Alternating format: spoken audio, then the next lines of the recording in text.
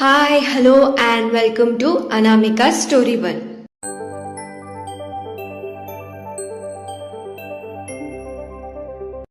ఇవాళ మనం వినబోయే కథ మీరా, చాప్టర్ 107. ఆలస్యం చేయకుండా కథలోకి వెళ్ళిపోదాం.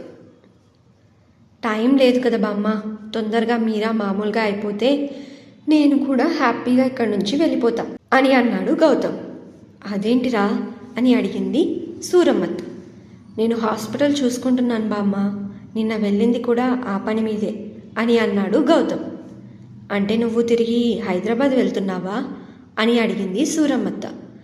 లేదు బామ్మ, హైదరాబాద్కి వెళ్తే అమ్మ నాన్నల జ్ఞాపకాలు నన్ను అక్కడ ఉండనివ్వవు. అలాగే తిరిగి విదేశం కూడా వెళ్ళాలని లేదు. అక్కడివి అన్నీ అక్కడే వదిలి వచ్చేశాను అని ఒక్క నిమిషం ఆగి గట్టిగా ఊపిరి పీల్చుకొని పక్క ఊరిలో ఒక చిన్న రూమ్ రెంట్కి తీసుకున్నాను. నిన్న వెళ్ళి అడ్వాన్స్ కూడా ఇచ్చేసి వచ్చాను అని అన్నాడు గౌతమ్.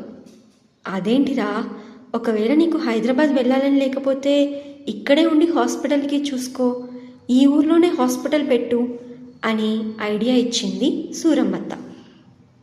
పెట్టొచ్చు బామ్మ, కానీ అని అంటూ ఆగిపోయాడు గౌతమ్. నువ్వు ఇంకా రాజీ అన్న మాటల గురించి ఆలోచిస్తున్నావు కదా అని అడిగింది సూరమ్మత్త. అదొక్కటే కాదు బామ్మ, నేను వచ్చిన రోజే ఈ ఊర్లో వాళ్ళందరికీ వ్యతిరేకంగా మాట్లాడాను. వాళ్ళు నా హాస్పిటల్ని పట్టించుకోకపోవచ్చు, లేదా ఇంకేమైనా ప్రాబ్లం క్రియేట్ అవ్వచ్చు.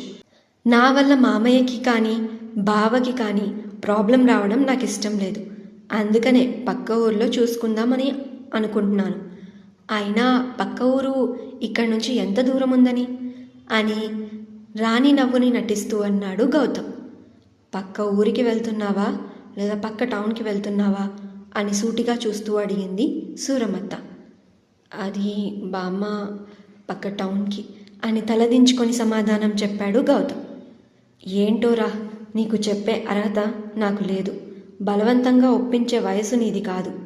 కానీ ప్రస్తుతానికి ఆ ఆలోచన ఆపే. కొద్ది రోజులు నీకంటూ కొంచెం సమయం తీసుకో అని అంది సూరమ్మత్త. అదే చేస్తున్నాను బామ్మ, మీరా పెళ్ళి అవ్వగానే వెళ్ళిపోతాను అని అన్నాడు గౌతమ్. సరే నీ ఇష్టం అని ఆలోచిస్తున్నట్టు అంది సూరమ్మత్త. బామ్మ, ఈ విషయం ఇంట్లో ఎవరికి చెప్పకు, ముఖ్యంగా అక్కకి తెలిస్తే నా తాట తీస్తుంది. అసలే పెళ్ళి అనే పిచ్చి ప్లానింగ్లో ఉంది అని అన్నాడు దగ్గరికి వచ్చి గౌతమ్. సరే అని అంది పెద్దగా రియాక్ట్ అవ్వకుండా సూరమ్మత్త. నమస్కారం సూర్యకాంతం గారు అంటూ కిందికి వచ్చారు న్యాయ నిర్ణేతలు. వాళ్ళ వెనకే ఉన్నారు రాజారావు గారు. నమస్కారం, ఏంటి ఇలా వచ్చారు అని అడిగింది సూరమ్మత్త.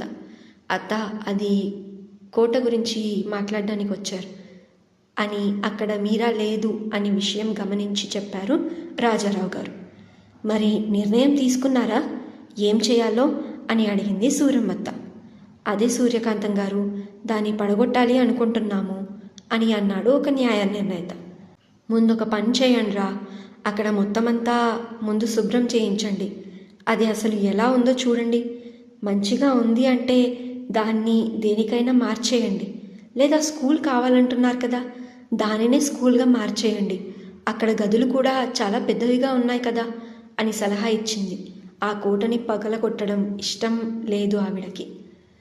అక్కడ ఎంతోమంది పిల్లలు ప్రాణాలు కోల్పోయారు సూర్యకాంతం గారు. అక్కడ స్కూల్ అంటే ఊళ్ళో వాళ్ళు ధైర్యం చేయలేరు అని అన్నారు న్యాయ నిర్ణేతలు.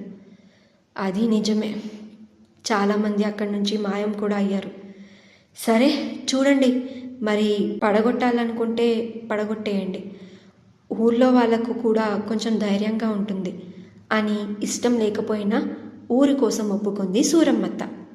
సరే రాజారావు గారు, మేము ఒకసారి కలెక్టర్ గారితో మాట్లాడి మిమ్మల్ని మళ్ళీ కలుస్తాం అని అన్నారు న్యాయ నిర్ణేతలు.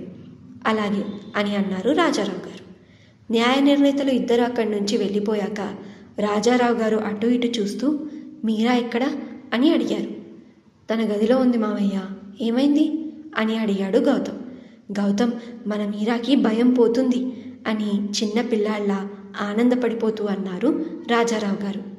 ముందు గౌతమ్ ఇంకా బామ్మ ఒకరినొకరు చూసుకున్నారు. అంటే అని మళ్ళీ రాజారావు గారిని చూసి అడిగాడు గౌతమ్. ఇవాళ తనే వచ్చి నాకు చెప్పింది, నాన్నగారు మిమ్మల్ని కలవడానికి ఎవరో వచ్చారు అని. తను కొత్త వాళ్ళ ముందు భయపడట్లేదు గౌతమ్. మీరాలో ఈ మార్పు చూస్తుంటే నాకు ఎంత ఆనందంగా ఉందో తెలుసా అని సంబరంగా అన్నారు రాజారావు గారు. నువ్వు చెప్పేది నిజమా రాజా అని అడిగింది సూరమ్మత్త. అవునత్త, తనే వెళ్ళి స్వయంగా మంచినీళ్ళు కూడా తీసుకొచ్చింది వాళ్ళ కోసం. ఇంత కూడా భయపడలేదు అని గొప్పగా చెప్పారు రాజారావు గారు. గౌతమ్ నవ్వుతూ, మావయ్య ఒకసారి అక్కడ చూడండి అని కర్రని చూపించాడు గౌతమ్. ఆ కర్ర అక్కడెందుకుందో తెలుసా అని అడిగాడు గౌతమ్. ఎందుకురా అని అడిగింది సూరమ్మత్త. మీ మనవరాలికి అన్నీ మీ పోలికలే బామ్మ. అక్కడ కర్ర కూడా అందుకే పెట్టుకుంది. తనకి భయం వేస్తే కనిపించిన వాళ్ళ బుర్ర బద్దలు కొట్టడానికి అని నవ్వుతూనే అన్నాడు గౌతమ్. అదేంటి అని అయమయంగా అడిగారు రాజారావు గారు. నిన్న వాళ్ళని కొట్టింది కదా మావయ్య, ఆ కొట్టడం వల్ల తన భయాన్ని మర్చిపోయింది. అందుకే ఆ కర్రని అక్కడ పెట్టుకుంది అని చెప్పాడు గౌతమ్. మరి దీనికి సూరమ్మత్త ఇంకా రాజారావు గారి రియాక్షన్ ఎలా ఉంటుందంటారు? అసలు ఆ కోటకి బంగారాజుకి సంబంధం ఏంటి? ఆ కోట రహస్యం ఏంటి? గౌతమ్ తను వెళ్ళేలోపు ఆ కోట రహస్యాన్ని ఛేదించగలుగుతాడా? తెలుసుకుందాం ముందొచ్చే అప్డేట్స్లో. వింటూనే ఉండండి ఈ స్టోరీ మీరా, మీ అనామిక స్టోరీ వాళ్ళ ఛానల్లో మీ హోస్ట్ అనామికతో. ఈ స్టోరీ మీకు నచ్చితే ఈ వీడియోకి ఒక లైక్, అలాగే ఈ వీడియోని మీ ఫ్రెండ్స్ అండ్ ఫ్యామిలీకి షేర్ చేయండి. అలాగే మరిన్ని అప్డేట్స్ కోసం నా ఛానల్ని సబ్స్క్రైబ్ చేసుకొని బెల్ ఐకాన్ కూడా క్లిక్ చేసేయండి. అలాగే ఈ స్టోరీ మీకు ఎందుకు నచ్చుతుందో కమెంట్స్లో మెన్షన్ చేయడం మర్చిపోకండి. ఈ స్టోరీని మీరు పూర్తిగా చదవాలి అనుకుంటే డిస్క్రిప్షన్లో లింక్ ఉంది, బయోలో కూడా లింక్ ఉంది. ప్రెస్ చేసి పూర్తిగా చదివేయండి.